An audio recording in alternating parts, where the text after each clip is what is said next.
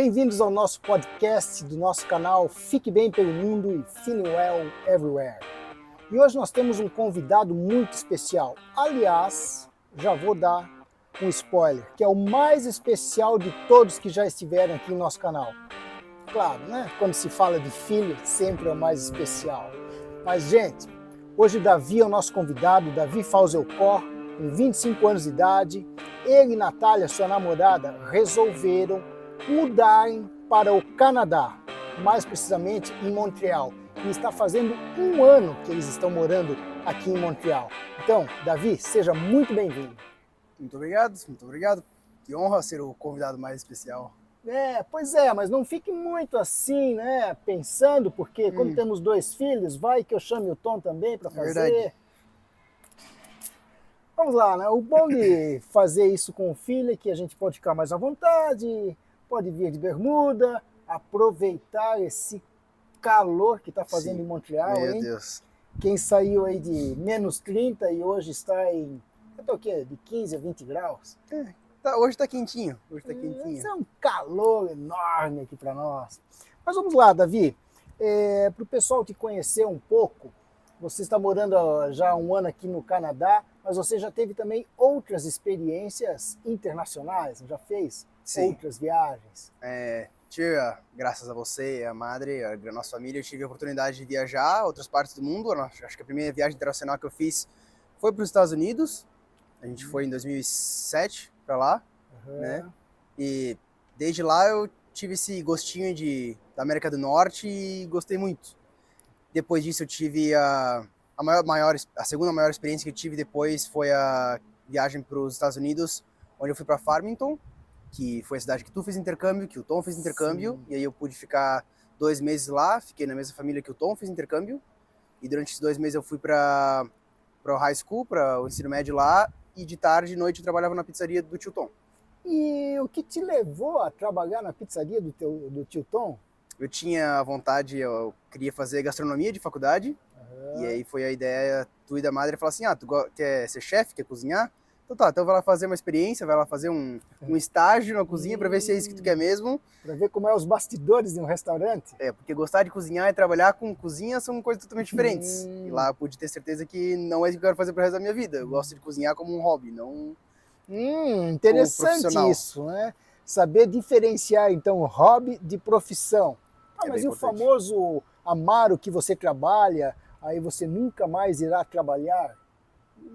Eu não sou muito fã dessa frase, eu acho que não acontece isso de verdade, não. Eu acho que trabalho é trabalho e lazer é lazer. Óbvio que tu deve gostar do que tu faz, mas saber diferenciar o que tu faz por lazer e por prazer, do que tu faz porque tem que fazer, porque tem que trabalhar. Davi, quais foram outras experiências pessoais que tu teve, assim, antes de vir para os Estados Unidos? Participou de alguma escola, além da escola normal? Sim, teve. Eu comecei... Bom, a nossa família sempre teve uma grande participação na maçonaria, então, a partir disso, o meu irmão fez parte dos Demolês, e aí eu sempre olhava para o meu irmão e pensava, não, eu quero ser Demolei também. Mas a gente tinha uma diferença de idade, e aí surgiu a ideia, o Roberto, lá em Jaraguá, ele quis criar os Escudeiros, que seria uns Demolei Júnior, que é um grupo de jovens de 9 a 12 anos, que se juntam para aprender sobre lições sobre a verdade, sabedoria e justiça, e fazer filantropias pela cidade, se tornar melhores jovens e melhores filhos. Aí então comecei aí, com meus 12 anos, e depois, aos meus 13, eu me juntei à Ordem Demolei, que é também uma ordem de jovens aprendem a se tornarem líderes, se tornarem melhores pessoas, melhores membros da sociedade, melhores filhos, e eu fui membro da ordem até 2020, 2021. Foi um bom tempo, foram alguns anos? Foi uns 7, 8 anos ativos aí. Legal. E depois você também estudou fora, que nós morávamos em Jaraguá do Sul, né? Sim. E aí você também teve um estágio que morou fora de Jaraguá, foi estudar? Sim, eu fiz faculdade, a primeira faculdade que eu fiz foi Ciência da Computação na UDESC, em Joinville, foi a primeira faculdade que eu passei, que eu fui fazer, e foi uma experiência divertida, foi bom, foi legal. mas não a faculdade em si. A faculdade em si foi uma coisa não muito legal. Tanto é que eu fiz um semestre e depois falei assim, não é isso que eu quero fazer, pai, posso voltar para casa? Ele falou, pode, mas tu vai trabalhar. E eu falei, sim, exatamente isso que eu quero. Pô, teu pai era meio durão, então? Mas é bom que Ah, fosse é? durão. Porque ele parece assim tão simpático nos vídeos, mas como é que era? Então dá um spoiler aí de como é que é o pai em casa, como pai. Aquela coisa, né? Se tu quer ser bom, tu tem que fazer as coisas bem feito. E não tinha muita opção de não fazer bem feito. Mas isso é bom, porque era uma exigência grande, mas uma exigência sempre muito boa. Sempre não era só uma demanda, mas era um suporte muito grande também. Pô, legal, isso é muito bom porque não está no roteiro. Então vamos lá, Davi. E isso te ajudou, de certa forma, a também encarar esse sonho de vir para cá? Com certeza, com certeza. Não é Por quê?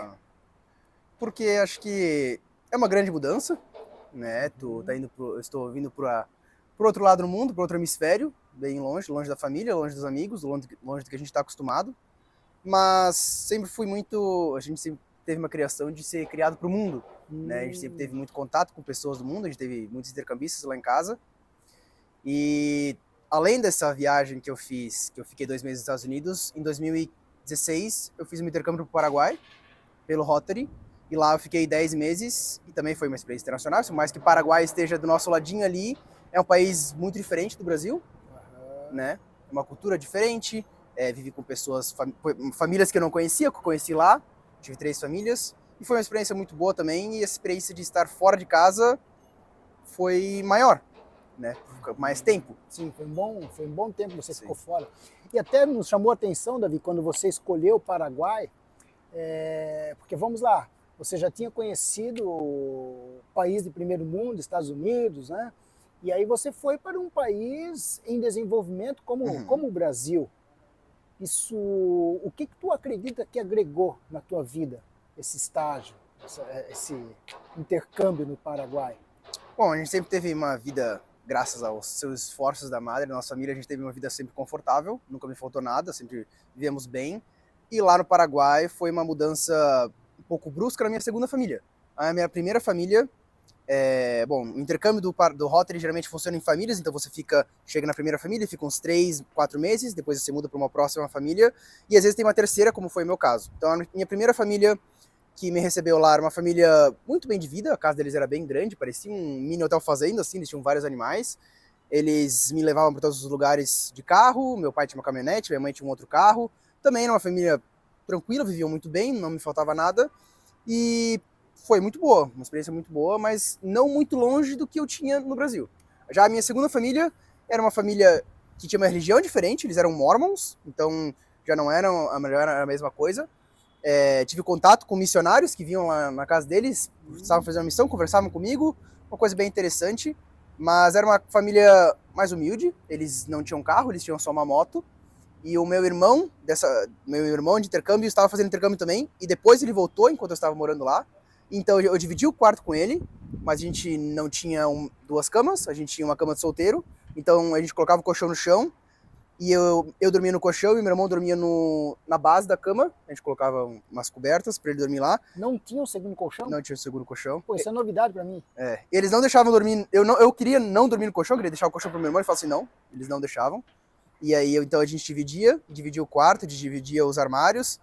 Mas foi a melhor família que eu tive. Não é falando que as outras famílias foram ruins, não é isso, longe disso. Mas foi uma família que me acolheu de uma maneira tão boa assim, não deixavam faltar nada para mim, que não ter internet em casa, não ter Wi-Fi, não me fazia falta. Eu dividia o quarto com o Tom, quando a gente era criança, então isso não foi um problema para mim. Era muito interessante porque a falta do carro também não me fez falta. Foi uma coisa muito interessante, porque meu pai, a gente acordava de manhã cedo, ele levava a minha mãe para a escola, porque ela trabalhava no mesmo lugar, na mesma escola que eu estudava. Ele levava minha mãe de moto, voltava e me levava.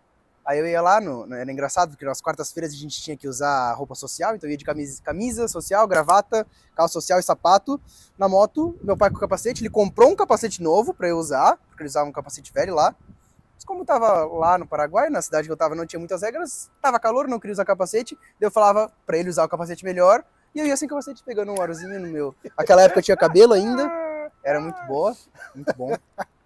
Inclusive teve 2 tipos de cabelo, né? Teve. Ah, mas isso deixa aí para uma outra Sim. história aí. Mas uma coisa também, para ter noção de como não me faltou nada, eles instalaram... Meu pai, ele era mais velho, ele tinha 60 e poucos anos já. Meu pai de intercâmbio naquela época, né? Dessa segunda família. E eles instalaram um ar-condicionado no quarto justamente porque eu estava indo para lá. Né? Então eles fizeram esse investimento para eu ter mais conforto. E por mais que... Outra coisa que também não tinha, que é interessante, que a maioria das casas naquela cidade não tinham água corrente o dia inteiro. Então, por exemplo, do meio-dia até as 5 da tarde não tinha água corrente. Tu ligava a torneira e não tinha água. Eu não sei exatamente porquê, mas era assim que funcionava na cidade. Então o que as famílias faziam? Elas reservavam um tonelzão de água, assim, para caso a gente precisasse ir no banheiro, precisasse tomar um banho, a gente tomava banho. Então no Paraguai fazia calor, que nem no Brasil, eu chegava da escola, meu pai me buscava de moto, me trazia, eu chegava suado, porque fazia muito calor, eu tomava banho de caneca, porque eles deixavam o tonelzão de água lá, eu tomava banho de caneca, mas não me era desconfortável, não era uma coisa de pensar, meu Deus, que saudade do chuveiro. Não, porque eles tinham um chuveiro, mas não era o dia inteiro que funcionava. Mas essas coisas, essa falta de conforto, bem entre aspas eu coloco, porque não foi uma falta de conforto, porque eu tava tão feliz, tava tão tranquilo que essas coisas não me abalavam. Não é uma coisa, eu não lembro de um dia que eu pensei, meu Deus, que saco não ter Wi-Fi, ou que saco não ter água o tempo inteiro. Não, porque não fazia diferença. Nossa, que legal. Eu lembro que tu comentou que o calor humano naquela família era muito grande. Sim, eles eram muito queridos, muito queridos. E, Davi, como é que foi essa decisão de mudar de país, hein? De pátria, de cidade, de tudo? Uau! De vida, né? Sim, isso não foi uma coisa do nada, né? Eu sempre tive essa vontade, porque a gente tinha contato com pessoas dos Estados Unidos, pelo teu intercâmbio do Tom, etc., pelos intercambistas que a gente recebeu. Sempre me senti um cidadão do mundo, colocando em várias aspas assim, né? Mas por ter contato com outras pessoas do meu intercâmbio, tive contato com outras pessoas do mundo, tive essa vontade de morar fora. Aliás, só para falar, né? Você tinha vários intercambistas? Sim, vários intercambistas. Na minha cidade que eu estive, no Paraguai, a gente estava em 9 intercambistas. Nossa. Mas o meu distrito pegava o Paraguai inteiro e norte da Argentina. Então a gente estava no total em 70 intercambistas. Nossa, quando tinha os encontros do Rotary. Que troca cultural, hein? Era gente do mundo inteiro, era muito legal, muito divertido. Bom. Mas vamos lá, e aí, voltando, essa vontade, então? Além da vontade de conhecer o mundo, tinha eu amo muito meu país, eu gosto muito do Brasil, mas tem uma coisa que eu amo mais que o meu país, que é eu mesmo. Então, eu queria ter uma vida melhor, e por mais que a minha vida sempre foi muito confortável, eu sempre consegui trabalhar, juntar, comprar minhas coisas, etc., ter um conforto, eu tinha um certo receio de como conseguiria, por exemplo, prover o suficiente para minha família, para eu poder ter filhos um dia, para eu poder dar uma vida confortável para eles, para eu poder comprar o meu carro, para eu poder comprar minha casa, sem passar um sufoco tremendo, sabe? Pode ser um pouco de falta de noção minha de como é que o mundo real funciona nesse quesito, que eu ainda estou aprendendo, mas eu sentia que era uma coisa muito distante, muito, muito distante. E pesquisando, vendo pessoas da minha idade morando em outros países, como por exemplo o Canadá, eu vi que era uma coisa mais, não fácil, mas que era mais possível, que era mais perto. E para a Natália, a tua namorada, porque, adiantando assim, a Natália nunca teve uma experiência internacional, né? Nunca fez intercâmbio nem nada disso, mas você já estava namorando há quanto tempo? A gente estava, quando eu dei a primeira ideia, a gente estava junto há 1 ano e pouco, 1 ano e meio. Mas quando a gente saiu do Brasil mesmo, a gente estava juntos há 2 anos e meio. Opa, então foi 1 ano de preparação, assim, desde que deu notícia. E como é que tem sido para a Natália? Até como é que ela comprou a ideia? Como é que você vendeu essa ideia para ela, né? Porque vocês planejaram juntos. Sim, depois dessa decisão. Com certeza. Eu queria muito que a Natália viesse comigo, mas não era uma coisa simples, né? Falar, vamos fazer uma viagem comigo. Não, não é uma viagem? Não é uma viagem, literalmente uma mudança de país, mudança de vida bem grande. E eu listrei para elas os pontos positivos e negativos, fiz esse convite para ela, falei como que eu pensava em fazer, e ela abraçou a ideia, ela comprou a ideia, ela foi muito, muito guerreira, muito corajosa, eu diria, né? Porque a Nath não teve experiência de intercâmbio, não teve experiências internacionais que nem eu tive, então era uma coisa muito mais nova para ela, né?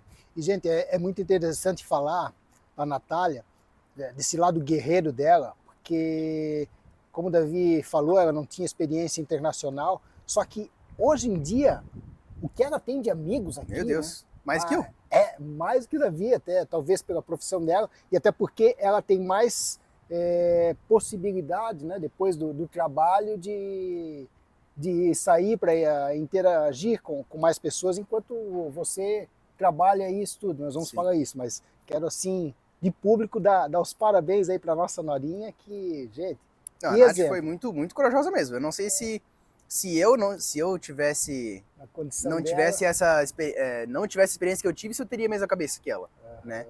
Mas foi bem interessante, e uma coisa que com total certeza foi o que fez a gente pensar, não, faz sentido isso que a gente vai fazer, foi porque um dos meus melhores amigos, se não meu melhor amigo de muito tempo, o João, que também participou do podcast já, ele se mudou para cá em 2021, então eu estava junto com ele desde o começo do processo dele, eu vi como é que ele estava fazendo, e eu pensei, bom, se eu vou me mudar para fora, melhor me mudar para uma cidade onde eu tenho um amigo que eu conheço há mais de 10 anos, que vai me dar o norte, vai me dar o caminho das pedras, que a gente fala.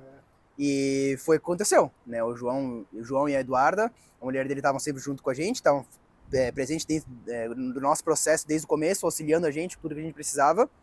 Tanto é que eles foram na nossa primeira casa, que quando a gente chegou, eles receberam a gente e facilitaram a nossa vida de uma maneira muito, muito grande. Quanto tempo vocês moraram juntos? A gente chegou em maio, a gente saiu de lá, acho que final de junho, começo de julho. Algo assim. Mais ou menos 2 meses. 2 meses. Legal. E Davi, conta um pouco dessa tua rotina aqui em Montreal, porque você também estuda, Sim. correto? Sim, aqui eu faço faculdade, eu faço estudo Business Management, seria gestão de negócios, uma coisa acho que mais parecida com o Brasil seria uma administração. Não é a mesma coisa, mas é similar. E eu faço então faculdade, eu estudo no período da manhã e da tarde, as minhas aulas são variadas. E de noite eu trabalho numa hamburgueria. Como que é essa hamburgueria? São de canadenses? Não, a hamburgueria, os donos são iranianos. Iranianos. E a maioria das pessoas que trabalham lá são alunos internacionais. Ah, é? A grande maioria, acho que 90%, 95% dos alunos Nossa, são internacionais. de novo, então, um intercâmbio cultural danado. Total. Conheci pessoas do Irã, pessoas da Índia, pessoas do Kuwait, pessoas de Bangladesh, México, tem de tudo. E brasileiros? Tem uma brasileira, que foi a Luísa, que estuda comigo. Eu indiquei ela para trabalhar lá com a gente e ela conseguiu o trabalho, então consegui colocar mais um brasileiro. Fui o primeiro brasileiro que trabalhou lá na empresa, mas... primeiro? Ela é a segunda, legal, então temos legal. 2 brasileiros trabalhando. E Davi, como é que funciona o trabalho e o estudo aqui no Canadá? O que é permitido, o que não é permitido por lei? Bom, a minha permissão de estudos, eu posso estudar, é óbvio, terminar o meu curso, que dura 2 anos, e eles te dão um tempo a mais após isso. Então a minha permissão vai até junho de 2026, eu termino meus estudos agora final do ano. Que são 2 anos, 2 anos 2 anos, depende do curso que tu faz. Eu faço curso de 2 anos, e o João, por exemplo, fez o mesmo curso que eu, mas ele fez uma versão de 3 anos. Tem outras matérias. E durante esse período de estudo, eu posso trabalhar meio período, que aqui é 24 horas por semana, mais ou menos. Né? 24 horas? 24 horas por semana, isso. Então eu trabalho essas 24 horas, às vezes dá 24 horas, às vezes dá menos, às vezes dá umas 20, né? E durante a manhã e tarde eu estudo, e aí de noite eu trabalho na hamburgueria. Às vezes eu trabalho de manhã, depende das minhas aulas, depende da minha rotina. Né? Além das aulas de inglês que eu também dou. Ok, e a Natália, ela pode... A Natália trabalha full time, que seriam umas 40 horas semanais. 40 horas semanais. Isso. E a Natália também faz francês, correto? A Natália também faz francês, ela faz aulas de francês. O governo aqui do Quebec, porque Montreal fica na província do Quebec, no estado do Quebec. Província, é a mesma se coisa fosse que estado. Transformar para o Brasil, é mesma estado. Coisa que estado, isso. E é o estado francês do Canadá, né? Então a língua principal do Canadá é inglês e francês por causa do Quebec. Quebec foi colonizado por franceses e é por isso que eles falam francês aqui. Então, para manter essa cultura, o governo oferece cursos de francês gratuitos. E se você faz full time, se você estuda como, não são exatas 40 horas por semana, mas é mais ou menos isso, de francês por semana, você recebe do governo um dinheiro que eles te pagam para você estudar. Então a Natália tem essas aulas do governo, onde ela aprende francês. Eu não faço as aulas do governo agora por conta dos horários, que não me tem horário ainda. Né? Como eu estou trabalhando, estudando, e tenho o meu trabalho do Brasil ainda também de dar aulas de inglês, não cabe horário para fazer, mas eu faço aula de francês particulares. Ok.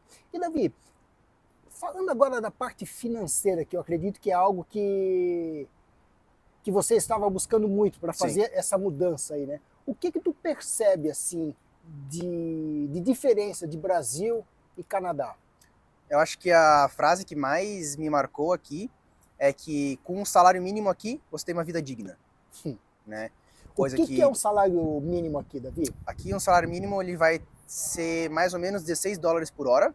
Varia de província, de estado para estado, certo? Mas aqui no Quebec são 16 dólares por hora. Isso é uma coisa curiosa, porque no Brasil a gente não pensa assim no salário mínimo por hora, né? Explica essa visão aí Sim. de trabalhar por hora, né? E o cálculo que vocês fazem. Sim. Então aqui, o que é curioso que eu falei, no salário mínimo no Brasil, se eu não me engano, está por volta de R$ 1.600 por mês, certo? Aqui depende de empresa para empresa, trabalho para trabalho. Tem trabalho que paga por dia, tem trabalho que paga semanal, tem trabalho que paga a cada 2 semanas, trabalho que paga mensal. O que não é tão comum, mas existe. Geralmente é quinzenal. Geralmente é quinzenal. Depende muito do trabalho. Mas praticamente todos eles trabalham, fazem o pagamento referente a horas trabalhadas. Horas de trabalho, sim. Depende muito. Não diria que são todas as profissões que trabalham por hora, mas a grande maioria, né? Então, por exemplo, eu trabalhando na empresa, eu ganho ali um salário mínimo e trabalhando. Então, se eu trabalho 20 horas, é 20 vezes 16 dólares. É claro que existem as taxas, os impostos, né? Mas que já vem descontado. Já vem descontado, sim. E tu consegue ver exatamente o que é. No Brasil tu também consegue ver o que é descontado, mas são outras coisas, né? Como os impostos são cobrados aqui, imposto aqui não é uma coisa barata, eles te cobram bastante. Mas uma coisa que é bastante interessante é que quando você faz o seu imposto de renda, a gente fez o imposto de renda, cada ano você tem que fazer, dependendo do que você faz, quantas pessoas moram com você, eu não sei exatamente como os cálculos funcionam, mas você recebe um dinheiro de volta. Referente a tudo que você pagou de impostos. Né? Davi, mas vocês fazem um cálculo diferente que tu estava me falando aí, o aluguel. Então você já traduz o custo do aluguel em horas trabalhadas, Isso. ou vou comprar alguma coisa? Explica. Dá para tu fazer o cálculo baseando, vamos ignorar as taxas dos impostos aqui, vamos pensar, 16 dólares por hora é o que eu ganho, então se o meu aluguel é 1.600 dólares por mês, eu tenho que trabalhar 100 horas no mês para pagar o aluguel, certo? Então, você trabalhando 40 horas por semana, em 2 semanas e meia, você paga o seu aluguel. E 2 semanas e meia é outro tipo valor. Cálculo, a gente faz esse tipo de cálculo. Preciso ir no mercado, eu quero comprar um par de tênis. Isso, exatamente. Quando a gente foi no Outlet, aquela outra vez, eu olhei um par de tênis, estava ali os seus 100 dólares, eu pensei, isso aí é X horas de trabalho que eu tenho que trabalhar.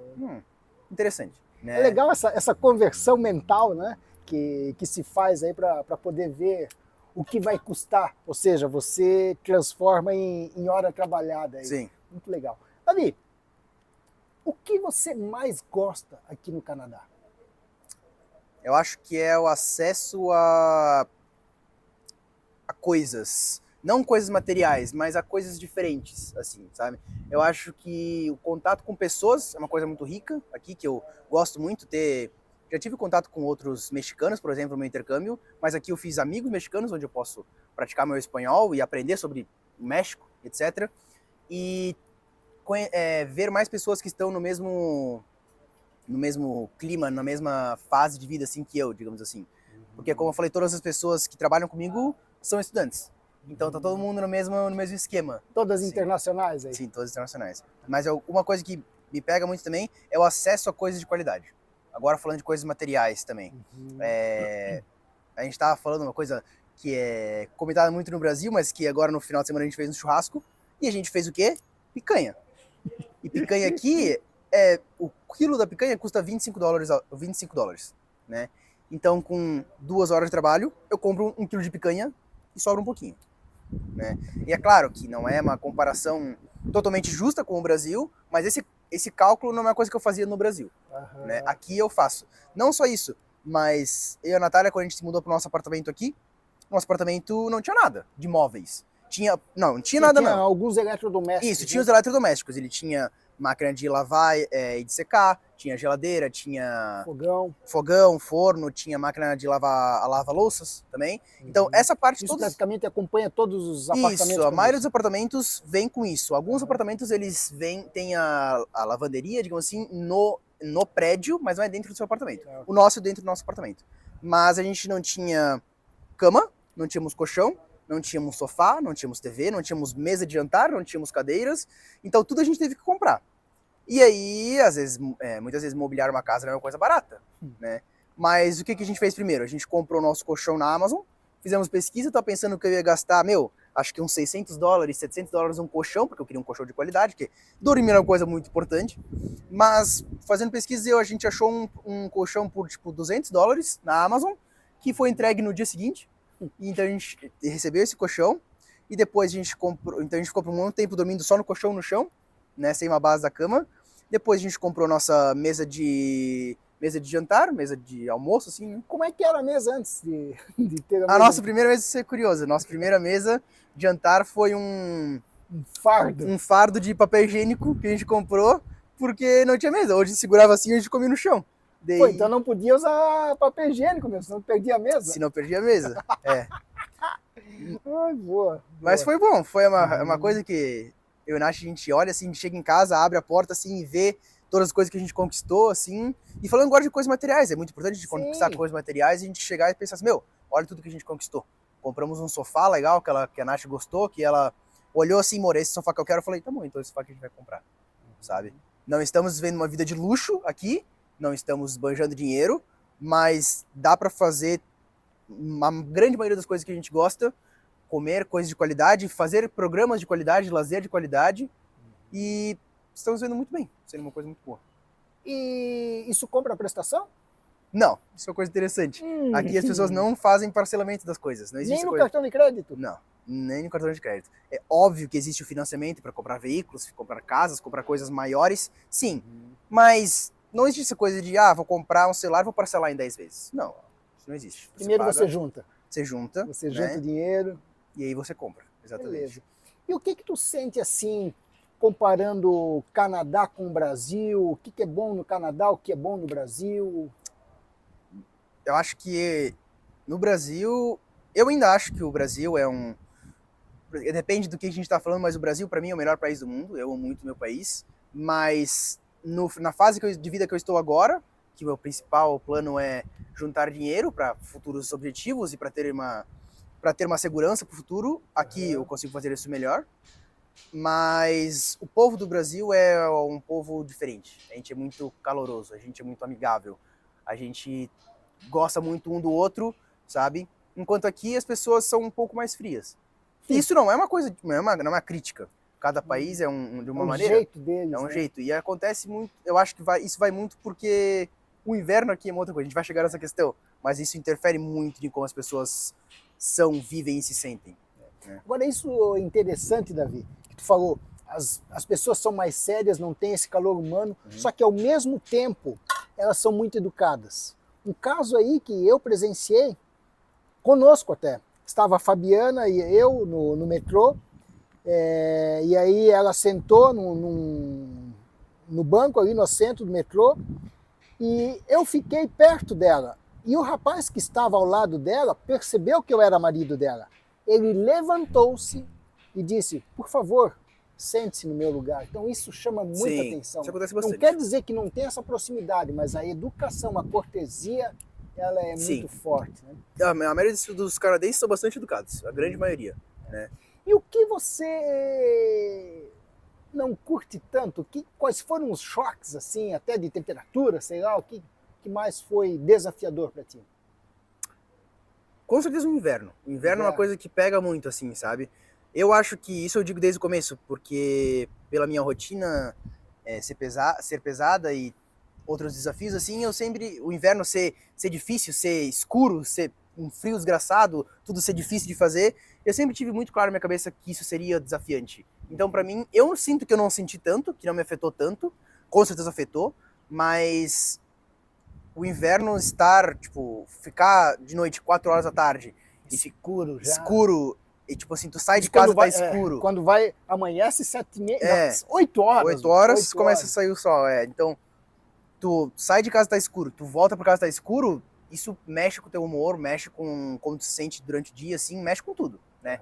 Além de que tu vai sair de casa, tu bota a calça térmica, bota a calça, bota uma camisa, bota um moletom, bota um casaco, bota um cachecol, bota a touca, bota a bota.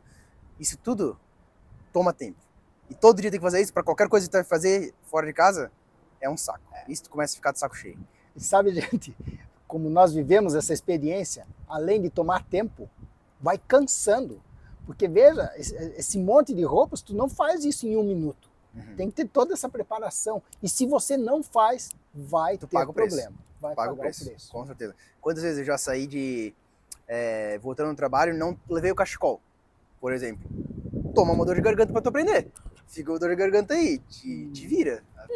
Boa, dor de garganta, isso me remete à saúde.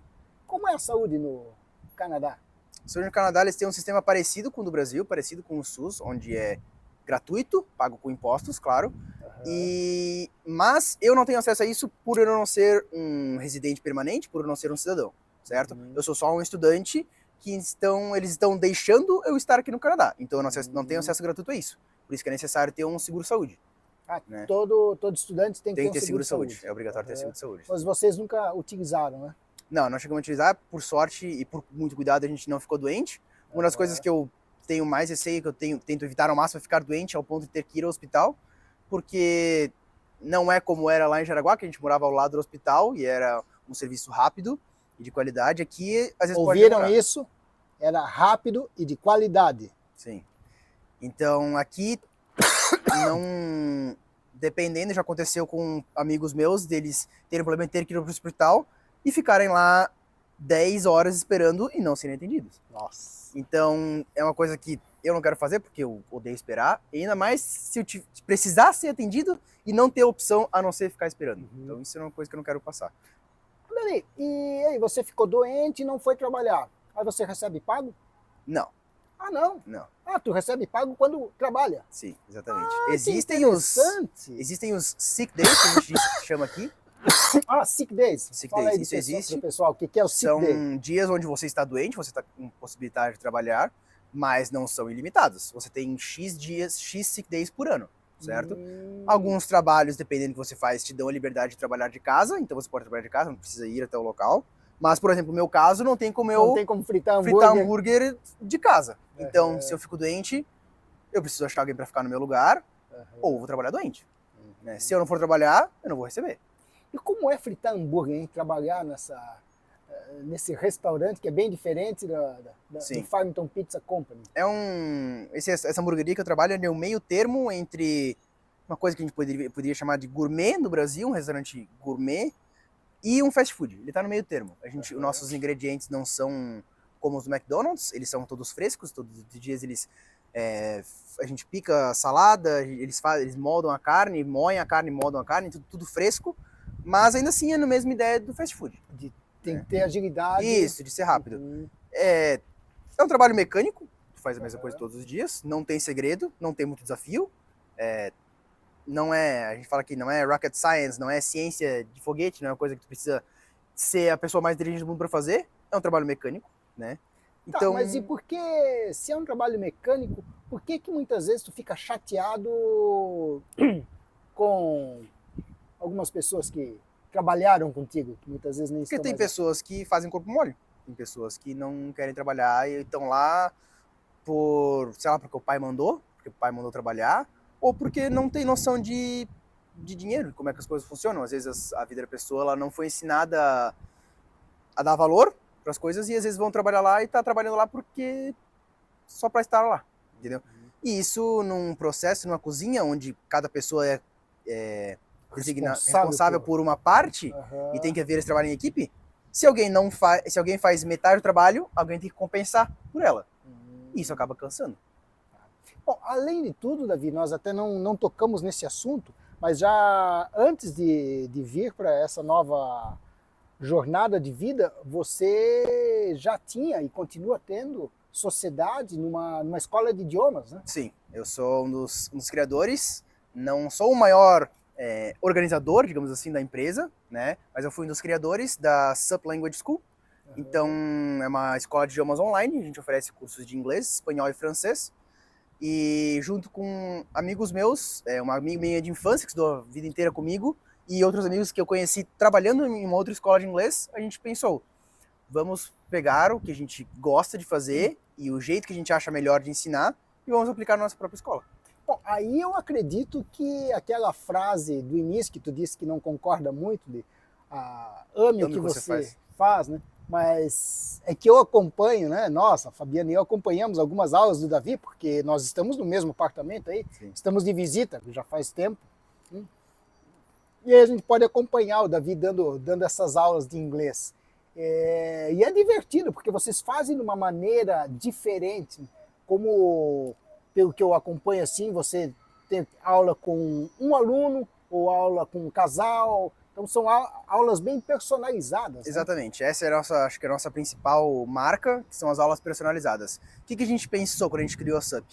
A gente trabalhava numa escola de rede, certo? Essas escolas padrões que existem no Brasil. E como que funciona? Passa a matéria, faz a prova. Isso, tem um livro, tu vai seguir esse assunto para essa aula de 1 hora, tu vai fazer essa aula em 1 hora. E o que a gente sentia? Que alguns alunos, às vezes, não entendiam o ponto que foi ensinado naquela aula em 1 hora só. E aí, tipo, a gente podia pegar e falar assim, não, vamos tomar mais um tempo aqui da próxima aula para te ensinar isso que tu não entendeu. Não, tem um livro, tu tem que seguir o que está aqui no livro e tem que continuar como professor. Não pode demorar mais tempo para ensinar, né? E o contrário também acontecia. O aluno entendia no começo da aula e aí ficava uma aula inteira assim, ele entendeu nos primeiros 10 minutos e ficava 1 hora assim esperando porque ele já tinha entendido e tu não podia pular aquela aula ou agilizar aquela hora para economizar o tempo ou fazer o tempo render mais. Fabi, eu penso que é muito importante a gente até falar sobre isso.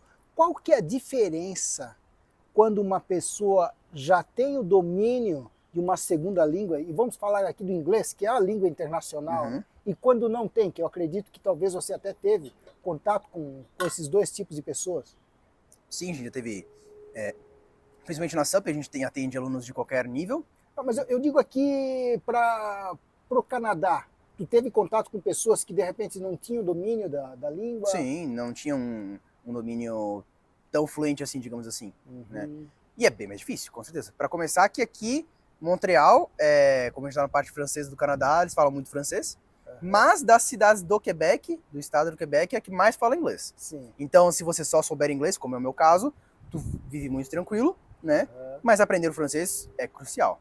Mas vir para cá, na ideia de morar sem inglês é impossível. Não tem como. Não tem como. Tu vai ter muita sorte se tu achar algum brasileiro que possa te dar emprego, mas se fosse falar, se você tá pensando em fazer isso, aprende inglês primeiro, porque a tua vida vai ser infinitamente mais fácil. É interessante isso, né? Como em vários outros países o inglês já é ensinado nas escolas de uma forma que a pessoa realmente pode se comunicar, né? E isso ainda no Brasil falta. É necessário você ir para uma segunda escola para poder dominar o idioma. Como foi o meu caso, eu estudei no IASD por 7 anos e foi ótimo, eu adorava o IASD, era muito divertido, mas sim, se eu dependesse só do inglês da escola, não ia ser o suficiente. Isso acontece muito porque a maioria das aulas de inglês que eu tive nas escolas, quando eu estava estudando, são aulas focadas em fazer provas, em fazer vestibular, em passar no vestibular e não em aprender a falar a língua. E Davi, o que tu mais sente falta do Brasil? Família e amigos, com certeza. Por mais que a gente tenha amigos aqui, como eu falei, o João e a mulher deles vivem aqui, a gente tem o Patrick e a Gabi também, que são grandes amigos nossos, que também são brasileiros que moram aqui há um tempo, são nossos amigos, mas os amigos de infância, por exemplo, são todos no Brasil. A nossa família está no Brasil. Então, existem dias que a gente acorda e pensa assim, meu, que vontade de estar com meus amigos, sabe? Quando eu vejo fotos do meu grupo de amigos todos reunidos, fazendo o que a gente fazia no Brasil juntos, e dá um aperto no coração, mas eu sempre me agarro no que eu tenho um propósito aqui. E no futuro eu vou conseguir estar no Brasil quando eu quiser estar no Brasil. E quais são os planos para o futuro, Davi? Bom, permanecer aqui, né? No futuro a gente quer tentar e planeja conseguir a cidadania mais para frente, mas primeiro a residência permanente. Que aí a gente pode ficar aqui no Canadá, não vamos depender de um visto de estudo, de uma permissão de trabalho, não, a gente vai ser residente, que de diferente do cidadão, a única diferença é que a gente não tem acesso ao passaporte e a gente não vota, né? Não vota nas eleições. Mas de resto a gente pode fazer tudo. Ah, ok. né? Então esse é o plano para o futuro. Isso, dando tudo certo, assim, qual que é o período natural, assim, para se conseguir o visto de permanência e depois a cidadania? Bom, se tu consegue o visto de permanência, tu tem que ficar... Bom, se eu não me engano, tem amigos que podem dar uma resposta melhor sobre isso, mas eu acho que é uma média de uns, no mínimo, 5 anos como residente permanente para tu conseguir a Para cidadania. depois conseguir a cidadania. Não é uma informação concreta, certo? Pelo que eu sei, é uma média de 5 anos, mas depende muito de o que você está trabalho, de fazendo, exatamente. Existem tudo. pessoas, existem médicos, um casal de amigos da Natália, que são médicos e vieram já com a residência permanente, para trabalhar como médicos aqui. Então, a partir do momento que eles já têm residência permanente, eles já começam a contar os pré-requisitos para poder se tornar cidadão. Legal. E aí, o que tu pode deixar assim de recado final para esse pessoal que está nos assistindo sobre essa tua experiência? O que tu tens a dizer? Eu acho que é um desafio, foi um desafio muito grande, continua sendo um desafio, mas é um desafio que me fez crescer muito. Não só eu, como a Natália, com certeza, fez a nossa relação crescer, fez a nossa relação com outras pessoas, de amigos, de família, crescer e evoluir também. É uma coisa de sair da zona de conforto, isso é extremamente importante, porque eu estava na zona de conforto no Brasil, eu tinha um emprego legal, um emprego estável, tinha uma casa legal, tinha meus amigos, tinha minha família, mas não tinha tanto um desafio de crescimento. Então, vindo para cá, eu fiz isso, meio que dei um passo para trás, de um trabalho onde eu estava confortável, para um trabalho mecânico, trabalho de uma hamburgueria, mas para mais para frente poder dar 2 passos e mais passos para frente. Então, acho que a principal coisa é sair da zona de conforto, porque se tu quer crescer, não vai ser uma coisa fácil, tu vai ter que ralar para isso, e estou ralando e pretendo continuar ralando muito para continuar crescendo e conquistar tudo que eu quero conquistar. Legal. Muito obrigado, Davi. E agora, como pai, quero dizer que é muito legal quando a gente vê que dá certo, né? De criar os filhos para o mundo e de dar tão certo de que eles saem de casa e que em uma semana nós vamos nos despedir de Davi e Nath, que fomos, nossa, muito bem recebidos aqui. E é interessante, né? Quando os pais ficam hospedados na casa dos filhos. Isso foi muito interessante. Então, Davi e Nath, muito obrigado. E parabéns, cara. Não tem ideia do orgulho que eu tenho. Obrigado, velho. Obrigado. Obrigado.